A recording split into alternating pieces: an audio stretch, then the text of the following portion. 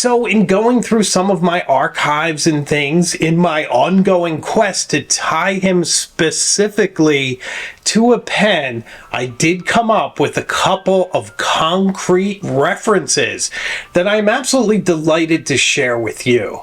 Now, before I do that, I would like to mention that Ernest Hemingway is often associated with a Monte Grappa pen. Now, it is possible that he wrote with one.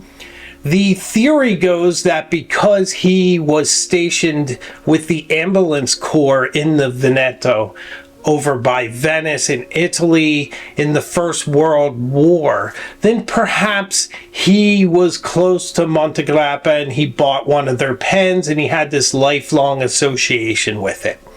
It's a fantastic theory. I've yet to tie that together with something concrete, even a whisper of a Monte Grappa pen in his possession. So far, doesn't mean it won't happen.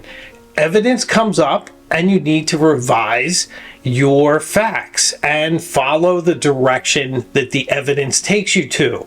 This is how a journalist or an historian works. So, I cannot find anything on Monte Grappa. Hemingway also visited Venice in the late 40s and around the early 1950s quite a bit. So it's possible he did purchase one later in his life. But I have found concrete evidence early in his life, in his very productive periods, that he was using a few very specific pens. So check this out. So my source for this is the Complete Letters of Ernest Hemingway, Volume 2. This covers the period between 1923 and 1925. Very important period in Hemingway's development as a writer, as he is beginning his adventures in Paris and writing. So I found this specifically to William B. Smith, Jr. It's dated the 8th of January, 1925, and it begins, "Dear Nicole," which I guess was his nickname for him. It goes on. They're talking about different things that were shared between them. This is the very interesting part. He says, "I may bite this off shortly in order to cut down your screed audit and take up the old G.O.S. Parker Duofold Jr. in the PM." So here we have it.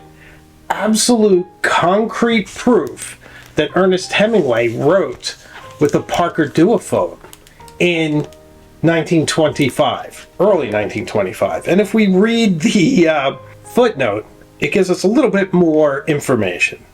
George Safford Parker, 1863 to 1937, and W.F. Palmer, circa 1857, established the Parker Pen Company in 1888 in Janesville, Wisconsin. Ernest Hemingway refers to the Duofold model, introduced in 1921. So that's fascinating.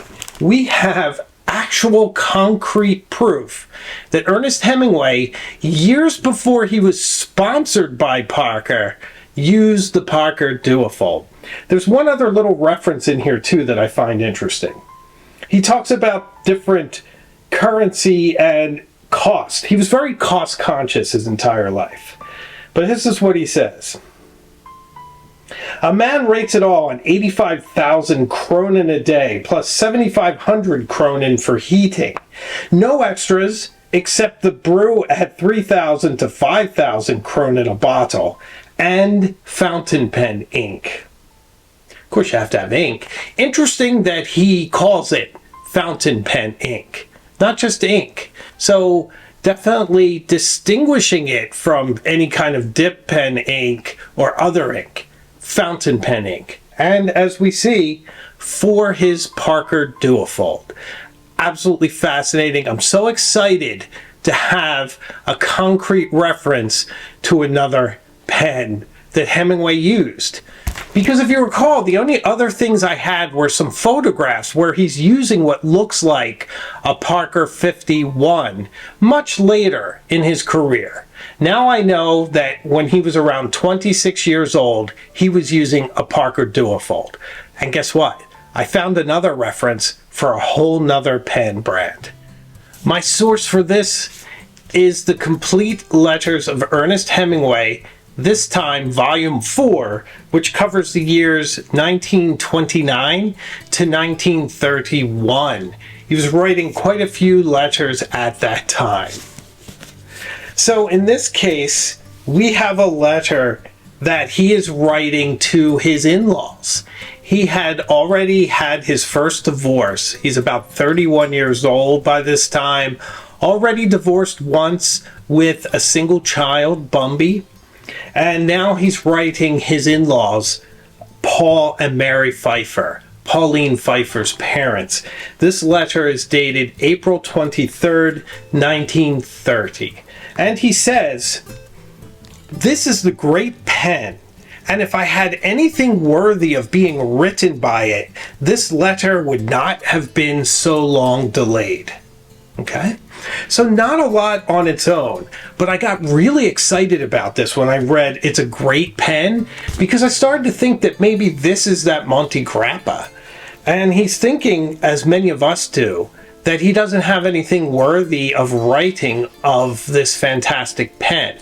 Now, fortunately, there is a footnote, and the footnote says, Paul Pfeiffer had ordered a premium Schaefer writing pen and desk set as a 1929 Christmas gift for Ernest Hemingway.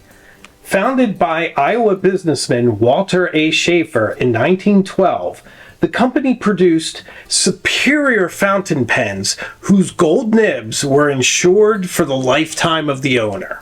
So we all know Schaefer fountain pens were absolutely incredible. It's really interesting to me that Ernest Hemingway had a desk set from Schaefer.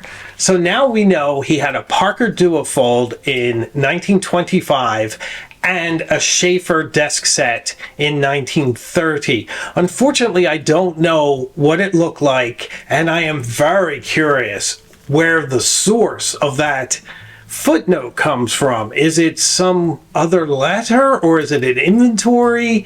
Where is that? Is there a receipt somewhere?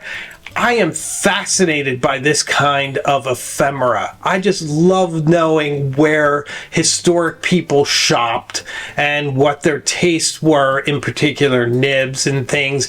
I do have a reference for Ernest Hemingway writing with a stub nib as well. Let me read that to you.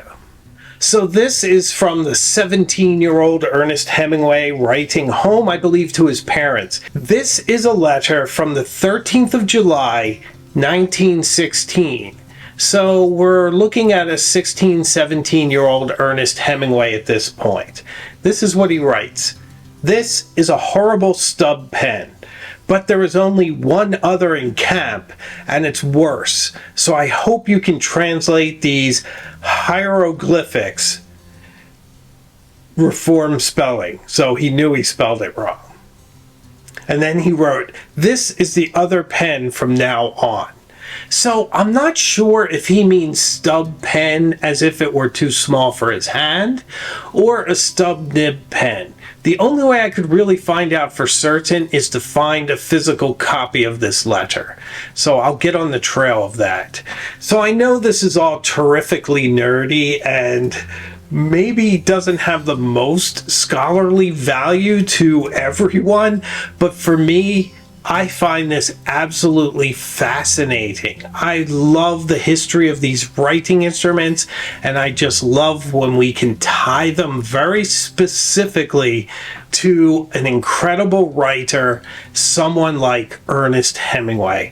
So I hope you enjoyed this video. I appreciate you sticking around for it. If you haven't subscribed to the channel, please do. We go on all sorts of interesting detours, and it's the pen, the ink, the journal that guides us. And if you want to support my work even more, consider becoming a member of the channel. I'd love to see you behind the scenes as well.